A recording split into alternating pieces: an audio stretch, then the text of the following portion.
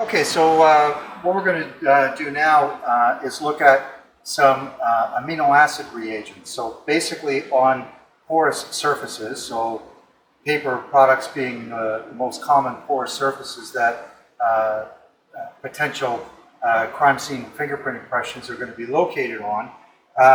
It could be hold-up notes, fraudulent checks, counterfeit money, bad contracts, any of these kinds of things.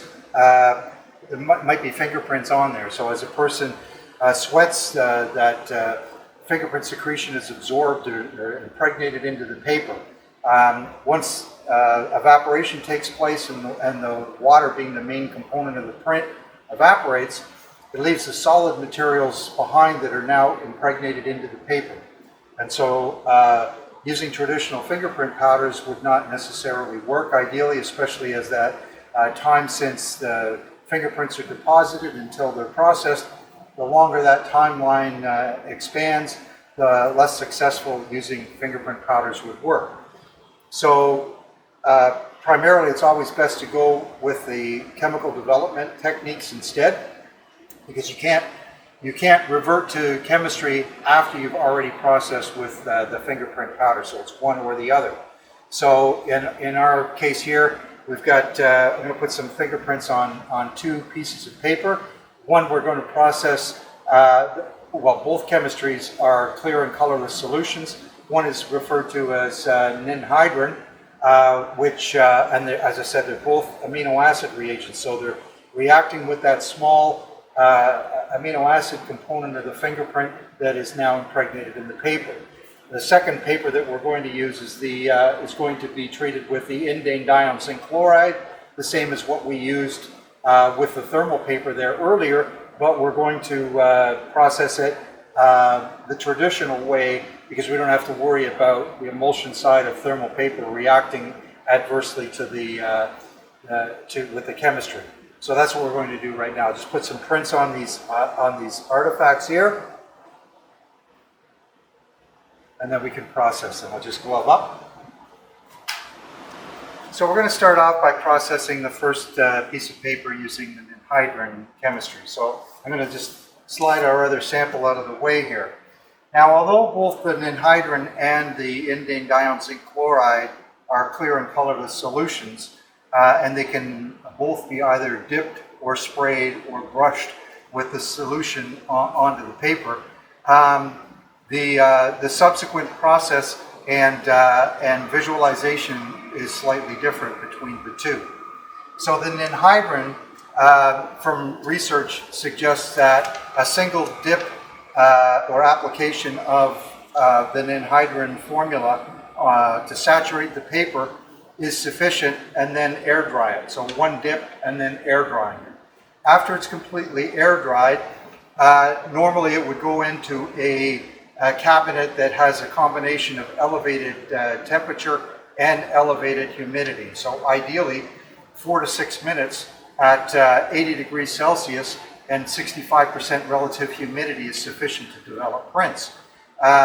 Many agencies don't have a controlled cabinet to do that in. Some do, but others may resort to just putting it into a dry cabinet and adding a kettle or some heat source to elevate the humidity, so that adds the heat and humidity in that regard. What we're going to use today to demonstrate this is simply use the steam from the kettle. So with the steam, we're adding heat, we're adding humidity, and we should see the prints come up almost immediately if there's any detail to be seen. The fingerprints that do appear will show what's referred to as Ruhmann's purple. And it's one of those situations that what you see is what you get. So the development that occurs, there's no subsequent visualization with an ALS. It's simply just what appears. Now, given ideal conditions, even after the initial development, you still may get further development weeks on in the future.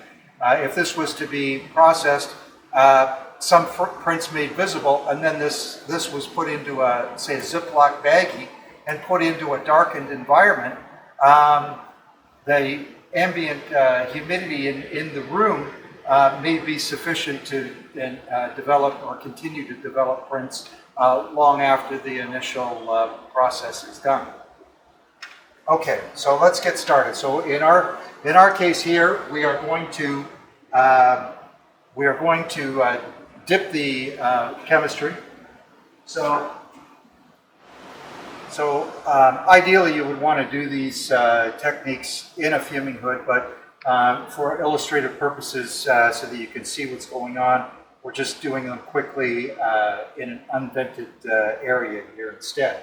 So we're going to start off by applying our working solution of the Ninhydrin. I'll just pour some into our bath here.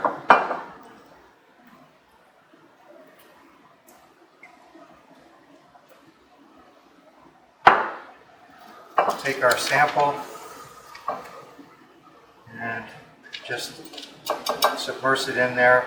I generally let it sit in there for a few seconds to make sure that all the paper fibers are completely saturated. And then remove the sample from the tray. Oops, so we'll drop it back in there again.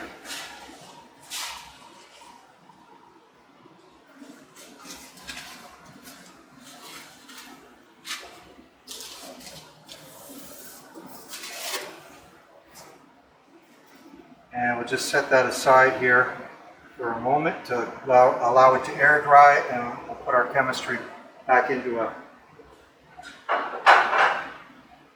fuming hood or a venting hood. Okay, so now what we've done in the interim here is we've got our forensic kettle here, so you can see that it's already boiled, and just turn it back on again here.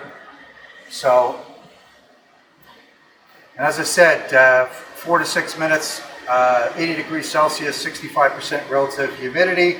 So we are going to cheat with this.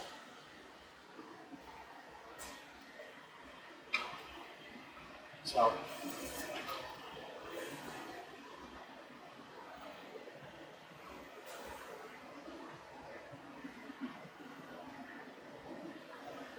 Now, both of these chemistries are independent of one another. It's not part of a sequential process.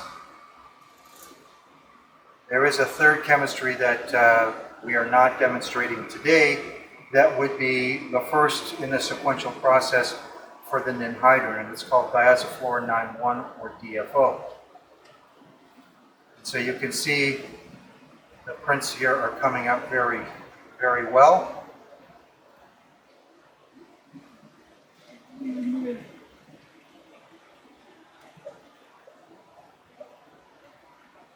Even as the humidity builds, the paper gets kind of semi-saturated. You can see the prints appearing before your eyes there.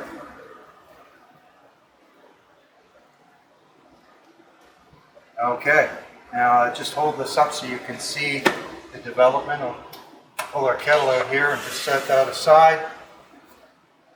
And now, when dealing with any of these types of chemistries, especially the ones on porous surfaces, that chemistry has now impregnated into the paper as well. So these would have to be handled wearing gloves, not barehanded. That's obviously an issue, because you could potentially absorb that through your skin by handling it without gloves on.